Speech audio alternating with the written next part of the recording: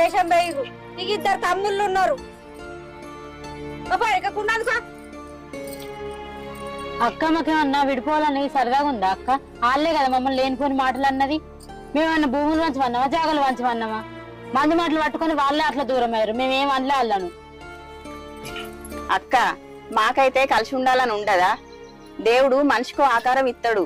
అదే నేను బక్కగా ఉన్నావా, నువ్వు తింటావు, నువ్వు చెయ్యవు అని నన్నెందుకు అనాలే?